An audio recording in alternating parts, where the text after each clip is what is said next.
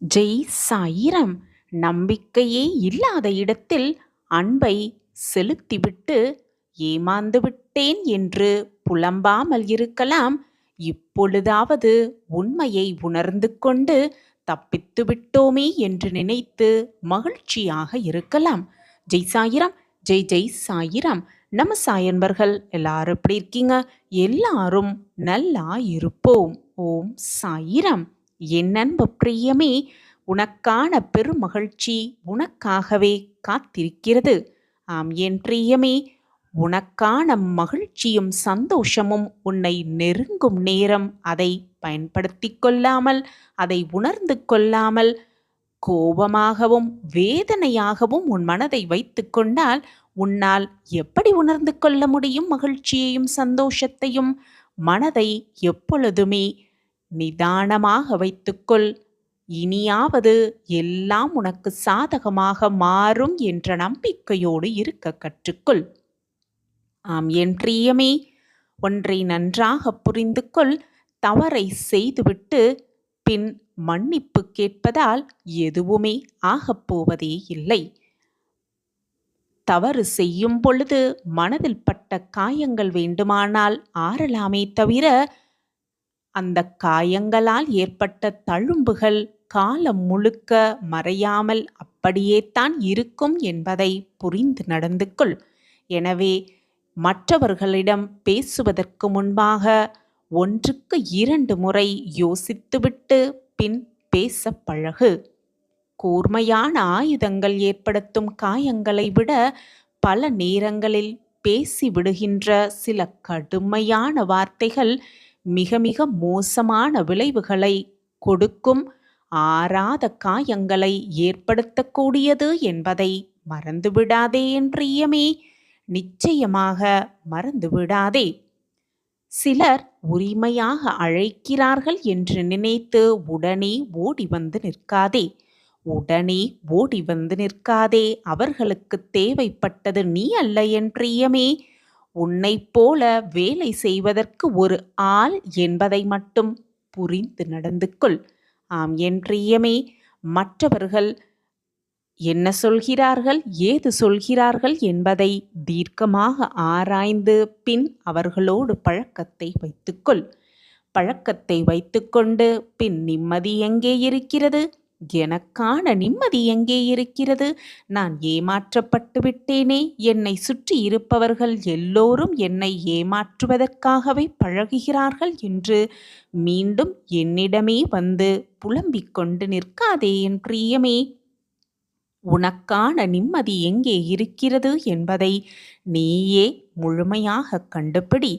உனக்கான நிஜ நிம்மதி எங்கே இருக்கிறது என்பதை நான் உனக்கு இந்த கதை மூலம் விளக்கம் கொடுக்கலாம் என்று நினைக்கிறேன். கேட்பாயா என் பிரியமே?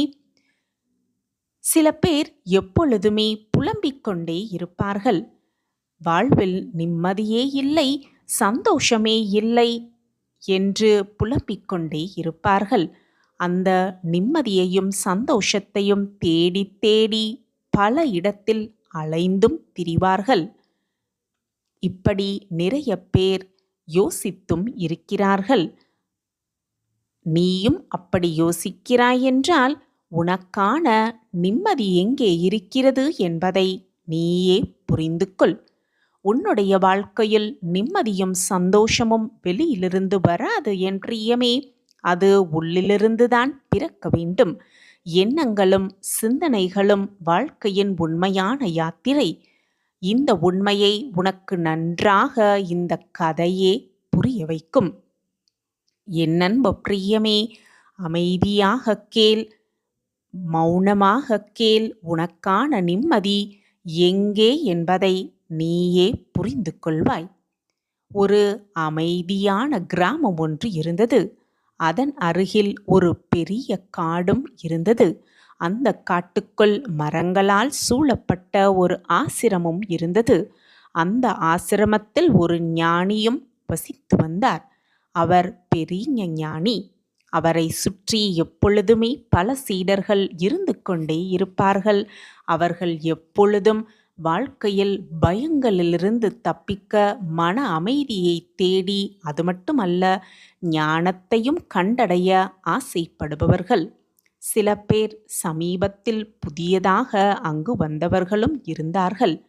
அவர்கள் எல்லோருடைய உள்ளத்திலும் எப்பொழுதும் ஒரு கலக்கம், ஒரு பதற்றம், ஒரு தீராத கேள்வி இருந்து கொண்டே இருந்தது. ஒரு நாள் சீடர்கள் குழுவாக வந்து குருவிடம் கைகூப்பி வணங்கினர். குருவே, எங்களை மன்னிக்கவும். நாங்கள் இந்த ஆசிரமத்திற்கு வந்து நிறைய நாட்கள் ஆகியும் விட்டது. ஆனாலும் எங்கள் உள்ளத்தில் இன்னும் அமைதி கிடைக்கவே இல்லை. தினமும் தியானம் செய்கிறோம், வேதங்களையும் படிக்கிறோம், சேவையும் செய்கிறோம். ஆனால் மனதில் இருக்கும் பயமும் மனதில் இருக்கும் குழப்பங்களும் அகலவே இல்லை. ஆகையால் நாங்கள் ஒரு தீர்த்த யாத்திரைக்கு போக வேண்டும் என்று நினைக்கிறோம். இப்படி புனித இடங்களுக்கு செல்வதால் எங்களுக்கு நிச்சயமாக மன அமைதி கிடைக்கும் என்று நம்புகிறோம் என்று சீடர்கள் குருவிடம் கூறினார்கள். இப்பொழுது குருவின் கண்கள் மெதுவாக திறந்தது. அவருடைய முகத்தில் ஒரு அமைதியான சிரிப்பு. நிச்சயமாக நீங்கள் செல்லலாம், உங்கள் யாத்திரைக்கு நீங்கள் செல்லலாம் என்று சொன்னார் குரு. யாத்திரை பயணத்தை தாராளமாக ஆரம்பிக்கலாம் என்றும் கூறினார் குரு. ஆனால் போவதற்கு முன் அவர்கள் ஒவ்வொருவருக்கும் குரு ஒரு பாகற்காயை கொடுத்தார். அவர்கள் கொண்டு செல்லும் அந்த பைக்குள் வைத்து கொள்ளும்படியும் கேட்டுக்கொண்டார். எங்கு சென்றாலும் இந்த பாகற்காய் உங்களுடனேயே இருக்க வேண்டும் என்றும் சொன்னார். இதை தூக்கிக் கொண்டே செல்லுங்கள் என்றும் கூறினார். சீடர்களுக்கு ஒன்றுமே புரியவில்லை. அனைவரும் குழப்பமாக இருந்தார்கள். ஆனால் ஞானிக்கு எதிராக கேள்வி கேட்கக்கூடாது என்று அவர்கள் அமைதியாக இருந்தார்கள். பிறகு அவர்கள் புறப்படவும் செய்தார்கள். கங்கை நதியில் குளிப்பதற்காக பாத யாத்திரை மேற்கொண்டார்கள் சீடர்கள். பிறகு ஒரு நாள் கங்கை நதியை அடைந்து அங்கு குளிக்கவும் செய்தார்கள். அதன் பிறகு கேதர்நாத்தின் பனிமலைகளில் சென்று தவம் தியானம் செய்தார்கள். அவர்களுடன் எப்பொழுதும் அவர்கள் வைத்திருந்த பையில் இருந்த பாகற்காய் இருந்தது. அனைத்து புனித தலங்களுக்கும் சென்று இறைவனை வணங்கவும் செய்தார்கள் சீடர்கள். பல பழம்பெரும் ரிஷிகளின் தவ பீடங்களில் சென்று தவம் செய்தார்கள். ஆனால் அவர்கள் மனம் இன்றும் மாறவே இல்லை. குழப்பமாகவும் அமைதியின்றும் இருந்தது. அவர்களுக்கான அமைதி கிடைக்காமல் அப்படியே இருந்தனர் எல்லா சீடர்களும். பல நாட்கள் கடந்தும் விட்டது. இறுதியில் அவர்கள் ஆசிரமத்திற்கு திரும்பினார்கள். அவர்கள் திரும்பியவுடன் குரு அவர்கள் அனைவரையும் அழைத்து ஒரு சாந்தமான புன்னகையோடு கேட்டார். இந்த யாத்திரைக்குப் பிறகு உங்களுடைய அனைவருடைய மனமும் அமைதியாகிவிட்டதா? இப்பொழுது குழப்பம் தீர்ந்துவிட்டதா என்று அவர்கள் அனைவரையும் கேட்டார். அனைவரும் எதுவுமே பேசவே இல்லை. சில பேர் தலை குனிந்து உட்கார்ந்திருந்தனர். சிலர் மூடிய கண்களோடு அமைதியாக அமர்ந்தனர். ஒருவர் கூட ஆம் என்று மறந்தும் கூட கூறவே இல்லை. அப்பொழுது அவர் ஒரு சீடரை அழைத்தார். அவர் அந்த சீடரிடம், ஒவ்வொருவரிடமிருந்தும் இருக்கின்ற பாகற்காயை பெற்றுக்கொள். இன்று மதிய உணவிற்கு அதை தயார் செய்துவிடு. நாம் எல்லோரும் அதை சாப்பிடுவோம் என்று கூறினார். குரு சொன்னவாறே பாகற்காயை வைத்து குழம்பும் தயார் செய்யப்பட்டது. அதன் வாசனை ஆசிரமத்தை நிறைத்தது. அனைவரும் மதிய உணவிற்காக சாப்பிட அமர்ந்தார்கள். அப்பொழுது குரு பாகற்காய் குழம்பை கொஞ்சம் எடுத்து தட்டில் ஊற்றி சாப்பிட செய்தார். அதை சாப்பிட்டுவிட்டு அவர் சீடர்களை பார்த்து, இதோ பாகற்காய் இன்னும் கசப்பாகவே இருக்கிறதே. நீங்கள் புனித ஸ்தலங்களுக்கு சென்றீர்கள், பெரிய யாத்திரைகளை மேற்கொண்டீர்கள். ஆனாலும் இப்பொழுதும் இது இன்னும் கசக்கிறதே, ஏன் என்று கேட்டார். புண்ணிய பூமிகள் அனைத்தும் இதை மாற்றவில்லையா என்று கேட்டார் குரு. சீடர்கள் எல்லோரும் வியப்பில் இருந்தார்கள். அப்பொழுது ஒரு சீடர் மெல்ல, இது பாகற்காய்தானே, அதன் இயல்பான சுவையே கசப்புத்தான். புனிதமான இடங்களுக்கு செல்வதால் அதன் சுவையை மாற்ற முடியுமா என்று கேட்டார். இப்பொழுது குருவின் முகத்தில் கருணை கலந்த ஒரு பார்வை தோன்றியது. நீ சொன்னது மிகவும் சரி சீடரே, அதையே தான் நானும் சொல்ல வந்தேன். நீ பாகற்காயை எடுத்து சென்று வந்தீர்கள். ஆனால் பாகற்காயைப் போலத்தான் உங்களது உள்ளமும்.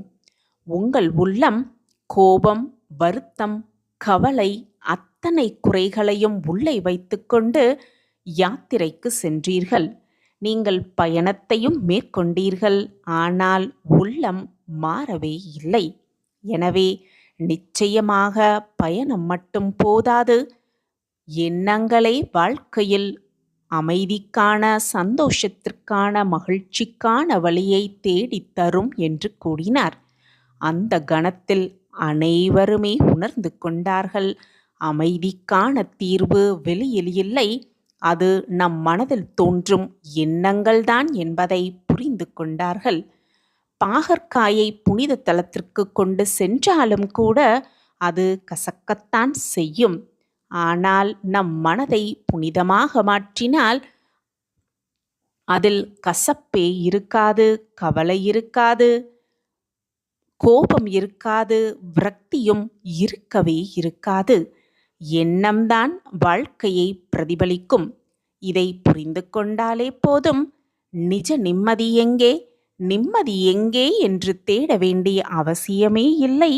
நிம்மதியும் சந்தோஷமும் நம்மில்தான் இருக்கிறது என்பதை புரிந்து கொண்டு, தெரிந்து கொண்டு வாழ பழகிவிடலாம். நிம்மதி எங்கே என்று தேடுவதை விட நம் எண்ணங்களை தூய்மையாகவும் மகிழ்ச்சிகரமாகவும் வைத்து கொண்டால் அடைய வேண்டியதை, சந்தோஷமாக வாழ வேண்டிய அந்த சூழ்நிலையை நாமே பெற்றுக்கொள்ளலாம் சந்தோஷமாக.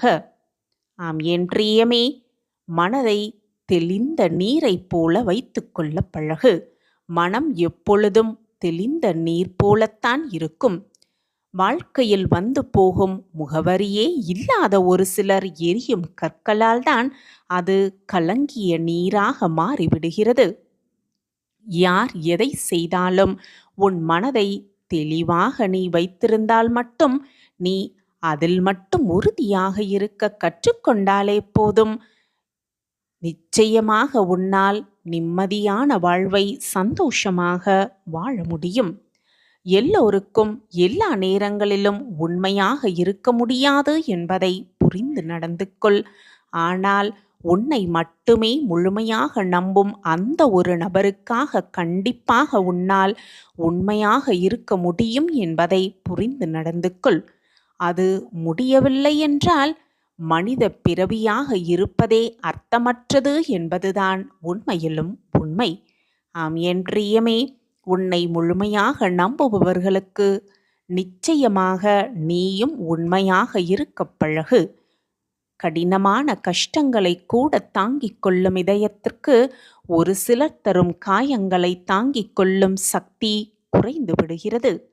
ஆம் என் பிரியமே, எல்லோரையும் அப்படியே உன்னை போல் நல்லவர்களாகவே நினைத்து விடாதே. அதே போல யார் மீதும் அவசரப்பட்டு குற்றத்தை சுமத்தி விடாதே. இரு பக்கமும் விசாரித்துவிட்டு ஒரு முடிவுக்கு வர பழகு.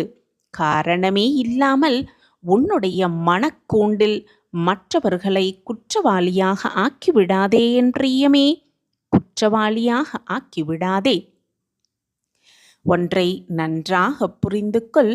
ஒருவர் இப்படித்தான் என நீ மனதால் தீர்மானித்துவிட்டால் அவர் நல்லதே செய்தாலும் உன் மனம் குறைகளை மட்டும்தான் தேடும்.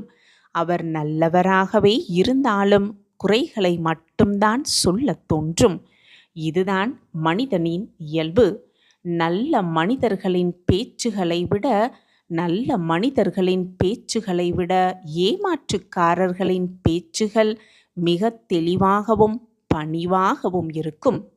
அதனால் யாருடைய பேச்சையும் கேட்டுவிட்டு அவர்கள் நல்லவர்கள் கெட்டவர்கள் என்று எந்த முடிவுக்கும் வந்துவிடாதே என் பிரியமே.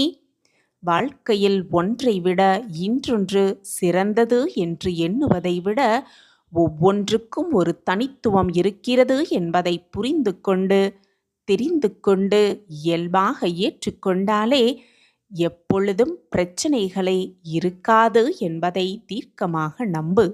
அதை ஏற்றுக்கொள்ளும் மனப்பக்குவத்தை பெற்றுக்கொள்ளாமலும் மற்றவர்களிடம் எதையாவது எதிர்பார்க்கும் குணத்தை மாற்றிக்கொள்ளாமலும் நீ இருந்தால் உறவுகளோடு மகிழ்ச்சியான வாழ்க்கையை வாழ்வது என்பது இயலாத காரியம்தான், முடியாத காரியம்தான். கொஞ்சம் இடைவெளி விட்டு தொடர பழகு.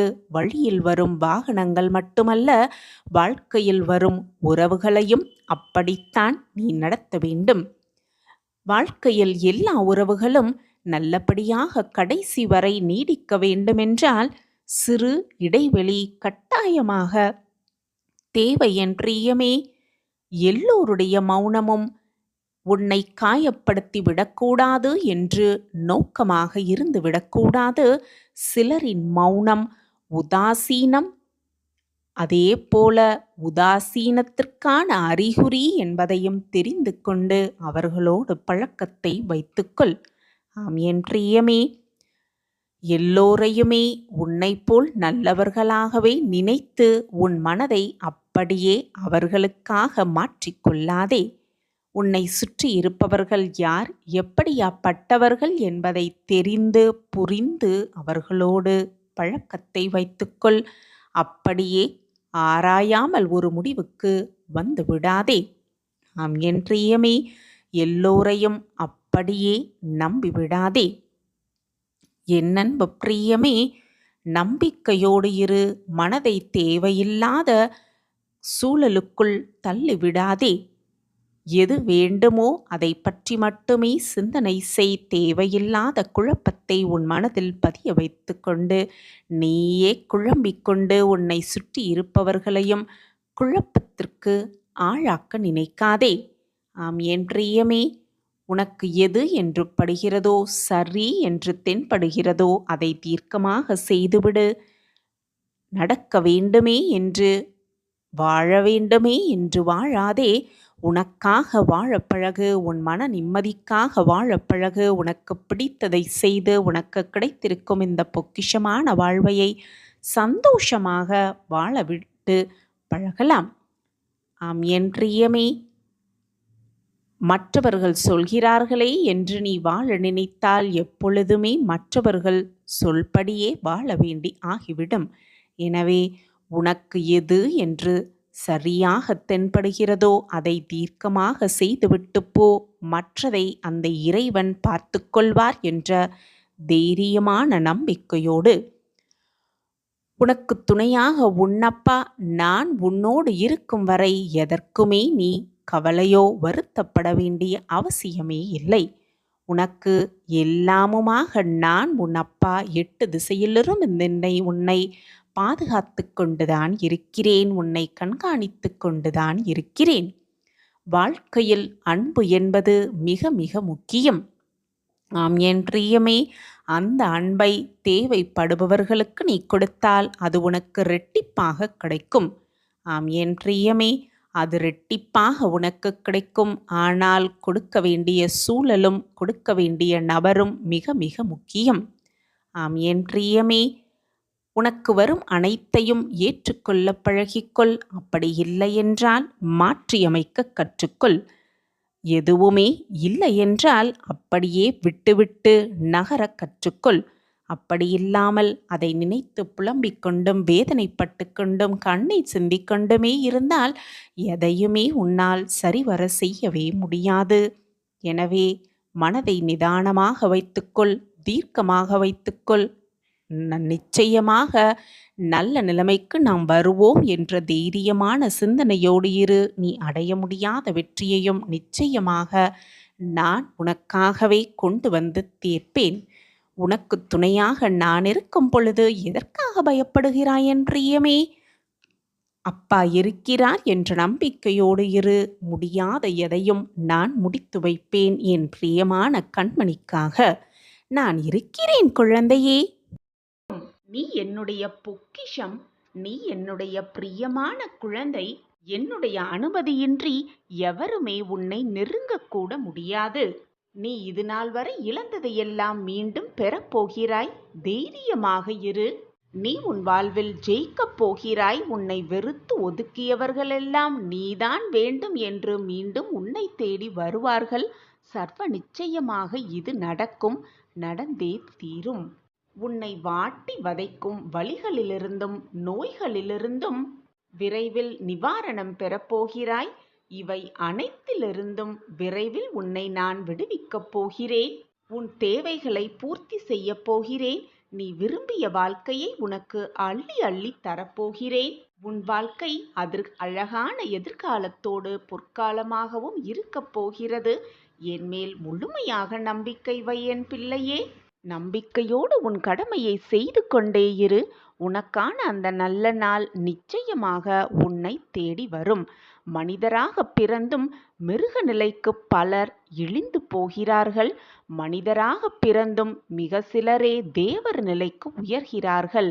மனிதராக பிறந்தும் மனிதராக மனித பண்புகளுடன் சிலரே சராசரி வாழ்க்கை வாழ்கிறார்கள். நாம் தேவராக உயராவிட்டாலும் மிருக நிலைக்கு தாழ்ந்து போகாமல் சராசரி மனிதராக வாகிலும் வாழ வேண்டும். உடல் பஞ்சபூதங்களால் ஆனது என்பதை நன்றாக நினைவில் வைத்துக்கொள் என் பிள்ளையே. உனக்காக எனது துவாரகாவில் நான் காத்து கொண்டிருக்கிறேன். நீ விரைவில் வா என் பிள்ளையே. எனது தரிசனம் கிடைக்காதா என்று ஏங்கிக் கொண்டிருக்கும் பல பேர் மத்தியில் நான் உனது வருகைக்காக காத்து கொண்டிருக்கிறேன் பிள்ளையே. இனி உனது வாழ்க்கை நீ விரும்பியது போல மாறப்போகிறது. நீ உன் வாழ்வில் ஜெயிக்கப் போகிறாய். அதை நான் ஆனந்தமாக கண்டு களிக்கப் போகிறேன். அளவு கடந்த கஷ்டத்தை அனுபவிக்கிறோம் என்று வருத்தமடையாதே என் பிள்ளையே. உனக்காக எல்லையே இல்லாத சந்தோஷமும் மகிழ்ச்சியும் ஆனந்தம் அற்புதம் எல்லாம் காத்திருக்கும். நிச்சயமாக உன் சாயப்பா அதை தீர்மானித்து விட்டேன். கவலைப்படாதே. அனைத்திற்கும் உன் அப்பா இருக்கிறேன் பிள்ளையே. விடியலுக்காக காத்திருக்கும் உன் வாழ்வில் சூரியனாய் வந்து வெளிச்சம் தருவேன் உன் சாயி தேவா. உன் விருப்பத்தை கண்டிப்பாக நான் நிறைவேற்றுவேன் பிள்ளையே. யார் இல்லை என்றாலும் உன்னோடு நான் இருப்பேன். தாமதம் வேணால் ஆகலாம், ஆனால் தப்பாமல் அனைத்துமே உனக்கு நடக்கும். உன்னை உயர்ந்த இடத்தில் வைப்பேன் உன் சாயி தேவா. யார் ஒருவர் முழு மனதுடன் என்னை நாடி என்னையே நிலைத்திருப்பார்களாயின் அவர்களுடைய உடல் ஆன்மா இரண்டை பற்றியும் எந்தவித கவலையும் கொள்ள வேண்டியது அவசியமே இல்லை என் பிள்ளையே. நான் இருக்கிறேன் உன் கஷ்டத்தை போக்க, உன் மன வலிகளை துடைக்க. உன் கஷ்டங்களுக்கெல்லாம் விடிவு காலம் வந்துவிட்டது. துயரங்கள் முடிவுக்கு வந்துவிட்டது. வசந்த காலம் ஆரம்பமாகிவிட்டது. இனி உன் வாழ்வில் எல்லாமே ஆனந்தம்தான். உன் முகம் ஆனந்தத்தில் இருப்பதை பார்க்க ஆவலோடு காத்து கொண்டிருக்கிறேன் பிள்ளையே. சந்தோஷமாக இரு. நீ நிச்சயமாக உன் வாழ்வில் முன்னேறுவாய். உன் மனதில் எதிர்காலத்தை பற்றிய பயம் இருந்தால் அதை உடனே தூக்கி எறிந்துவிடு. முடிந்ததை நினைத்து நினைத்து எப்பொழுதும் வருந்திக் கொண்டே இருக்காதே. வருவதை நினைத்து நினைத்து பயந்து கொண்டே இருக்காதே. இப்பொழுது இந்த நொடி எவ்வளவு சந்தோஷமாக இருக்க முடியுமோ அவ்வளவு சந்தோஷமாக இருக்க பழகிக்கொள். எதற்காக பயப்படுகிறாய்? எல்லா திசைகளிலிருந்தும் நான் உன்னை சூழ்ந்து கொண்டு நிற்கையில் நீ எதற்காக பயப்படுகிறாய்? நீ எனது பிடியிலேயே எப்பொழுதும் இருப்பாய். நானே உனது தந்தை, நானே உனது தாய். அனைத்துமாக நான் இருக்கும் பொழுது எதற்கு பயப்படுகிறாய்? உன் கவனம் என் மீது இருக்கட்டும் குழந்தையே. நான் உன்னை கவனித்துக் கொள்கிறேன் உன் வாழ்நாள் முழுவதும். என் அன்பு பிள்ளையே, தூங்காத இரவுகள் பல இருக்கலாம். ஆனால் விடியாத இரவு என்று எதுவுமே இல்லை. முடியாத செயல் என்று எதுவுமே இல்லை இந்த உலகத்தில். எனவே வெற்றியோடு போராடு. போராடிக்கொண்டே இரு. நிச்சயமாக உன் வாழ்வில் வெற்றி நிச்சயம். உன்னை புரிந்து கொள்ளாத எதுவுமே உன்னில் நிலைப்பதில்லை குழந்தையே. உன்னை புரிந்து கொண்ட எதுவும் உன்னை விட்டு விலகுவதும் இல்லை. நான் உன்னை முழுமையாக புரிந்து கொண்டிருக்கிறேன். உன் மனதை பற்றி நான் நன்கு அறிவேன். உன் செயல்களை பற்றி நான் நன்கு அறிவேன். நீ என்ன வேண்டுமோ அதை செய்வாய். எப்பொழுதும் அதை தீர்க்கமாக செய்து கொண்டே இரு. உன் மனதிற்கு மட்டும் நீ பயந்தால் போதும். உன் மனம் என்ன சொல்கிறதோ அதன்படி நீ உன் வாழ்க்கையில் செயல்பட்டு கொண்டே இரு. நீ வெற்றியடைவதற்கான வழியை உன் சாயப்பா நிச்சயமாக உன் கண்களுக்கு காட்டுவேன்.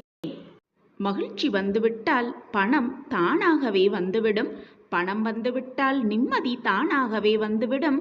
நிம்மதி வந்துவிட்டால் சந்தோஷம், அமைதி, ஆனந்தம் எல்லாமே ஒவ்வொன்றாக வரத் துவங்கும். உனக்காக உன் தந்தை நான் உன்னோடு இருந்து கொண்டே இருப்பேன். உனக்காக நான் கடைசி வரை இருப்பேன் என்பதெல்லாம் தவறான வார்த்தைதான். ஏனென்றால் இங்கு கருவறை முதல் கல்லறை வரை அனைத்துமே தனியாகத்தான் இருக்க வேண்டும் என்பதுதான் நிதர்சனமான உண்மை. விரும்பியது எல்லாம் அனைவருக்கும் கிடைத்து விடுவதும் இல்லை. கிடைத்து விடுவது எல்லாம் அனைவரும் விரும்பியதும் அல்ல. எதையோ பெற்று எதையோ கிடைத்து எதுவோ வாழ்க்கை, எதையோ சந்தித்து எதையோ வாழ்ந்து கொண்டிருக்கிறோம் இந்த உலகத்தில் அனைவருமே. வெளியே சிரித்து உள்ளே அழுது கொண்டும்தான் அனைவரும் இந்த உலகத்தில் வாழ்ந்து கொண்டுதான் இருக்கிறார்கள். அனைவருக்குமே எல்லோருக்குமே சந்தோஷம் நிரந்தரமாக இருந்து விடுவதும் இல்லை. கஷ்டகாலம் நிலையானதாக அவர்களிடம் இருந்து விடுவதும் இல்லை. அனைத்துமே மாறி மாறி வந்து கொண்டுதான் இருக்கிறது. கலங்காதே. உன்னுடைய எல்லா சோதனைகளிலிருந்தும் வெற்றிகரமாக நீ மீண்டு வெளியே வருவாய். நான் அதற்கு உனக்கு எப்பொழுதும் துணையாக இருப்பேன். உன்னுடைய கருணையான பார்வையாலும் என்னுடைய ஆசிர்வாதத்தாலும் உன்னுடைய எதிர்காலம் ஆனந்தமாக அமையும். உன் ஆசைகள் எல்லாம் நிறைவேறும். அவசரப்படாதே. உனக்கான நல்ல வழியை நிச்சயமாக உன் சாயி தேவா காட்டுவேன். நிச்சயமாக நீ உயர்ந்த இடத்தை அடைவாய். என்னுடைய கையை உன்னால் பார்க்க முடியாதது என்பதால் நான் உன்னை பிடித்து கொள்ளாமல் நீ கீழே விழும் சமயத்தில் உன்னை தூக்கி விடாமல் இருந்து கொண்டிருக்கிறேன் என்று நினைத்து விடாதே.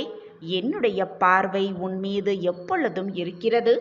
என்னுடைய கை உன்னை பிடித்து கொண்டுதான் இருக்கிறது. நீ தடுக்கி விழும் சமயத்தில், சோதனையான காலத்தில் அனைத்திற்கும் உன்னை தூக்கிவிடவும் உன்னை ஆறுதல் படுத்தவும் உன் மனவலிக்கு ஆறுதலாக 4 வார்த்தை கூறவும் நான் உன்னோடு எப்பொழுதும் பயணித்து கொண்டுதான் இருக்கிறேன் என்பதை எந்த நிமிடத்திலும் மறந்து விடாதே. நான் அன்றும் இன்றும் எப்பொழுதும் உன் வாழ்நாள் முழுவதும் உன்னை தாங்கி பிடித்து கொண்டுதான் இருப்பேன் என்பதை மறந்து விடாதே. உன் சாயப்பாவின் வாக்கு என்றுமே பொய்யாகாது. என்னை நம்பியவர்களை நான் விட்டு கொடுக்கவும் மாட்டேன். அவர்களை விட்டு செல்லவும் மாட்டேன். இது உன் சாயப்பா உனக்காகவே கொடுக்கும் சத்திய வாக்குதான். என் வாக்கு என்றாவது பொய்த்ததுண்டா? எது வந்தாலும் தளராமல் முன்னேறி கொண்டே இரு. உன்னுடைய தைரியமே உன்னுடைய சூழலையும் உன்னுடைய சந்தர்ப்பத்தையும் மாற்றும் ஆயுதமாக இருக்கும். எனவே தன்னம்பிக்கையோடு எழுந்து ஓடிக்கொண்டே இரு. நடந்து கொண்டே இரு. வீர நடை போட்டுக்கொண்டே இரு. போராடிக்கொண்டே இரு. வாழ்க்கையை மிக சுலபமாக வென்றுவிடலாம். நினைத்த இலக்கை அடைந்து விடலாம். நீ நினைப்பதற்கு மேலாகவே நான் நடத்தி காட்ட இருக்கிறேன். அது நான் இருக்கும் பொழுது வீணாக உன் மனதை போட்டு எதற்குமே வேதனைப்படுத்தி கொள்ளாதே. உன்னுடைய நம்பிக்கையாக நான் இருக்கும் பொழுது எதற்குமே கலங்காதே. அனைத்தையும் எதிர்பார்த்து காத்து கொண்டிருக்காதே, வாழ்ந்து கொண்டும் இருக்காதே. ஏனென்றால் எதிர்பார்ப்புகள் கிடைக்காத பொழுது, எதிர்பார்ப்புகள் ஏமாற்றம் அடையும் பொழுது நீ உன் வாழ்க்கையில் மிகப்பெரிய ஏமாற்றத்தை சந்தித்து விட்டதாக நினைத்து கொண்டு அப்படியே வாழ்க்கையில் சோர்ந்து போய்விடுகிறாய். எனவே எதையும் எதிர்பார்த்து காத்து கொண்டே இருக்காதே. வருவது வரட்டும், போனது போகட்டும், போவது போகட்டும், எது வந்தாலும் நான் தைரியமாக இருப்பேன் என்ற தன்னம்பிக்கை வார்த்தைகளை உன் மனதிற்குள் சொல்லிக்கொண்டே இரு. உன் எண்ணம் போல் உன் வாழ்வு மிக பிரகாசமாகவே இருக்கும். நான் அதை நடத்தி காட்டுகிறேன். அப்படி நீ இருந்தால் அதுதான் உன் வாழ்க்கையில் உனக்கு சந்தோஷத்தை கொடுக்கும். அதை விட்டுவிட்டு நம் எதிர்பார்ப்புகள் நிறைவேறவில்லையே என்று எந்த ஒரு தவறான முடிவையும் எடுத்து விடாதே. அந்த முடிவு ஏதோ ஒரு காரணத்திற்காகத்தான் தள்ளி போய்க்கொண்டே இருக்கிறது என்பதை நிதர்சனமான நம்பு. குடையினால் மழையை ஒருபோதும் தடுத்து நிறுத்த இயலாது. ஆனால் நம்மை மழையின் போது நனையாமல் கம்பீரமாக நிற்க வைக்கும் அந்த குடையே. அதுபோலவே நம்பிக்கை சில நேரங்களில் வெற்றியை தராமல் இருக்கலாம். ஆனால் வாழ்வில் பெரிய சவால்களை எதிர்கொள்ள சக்தியை அந்த நம்பிக்கை தரும்.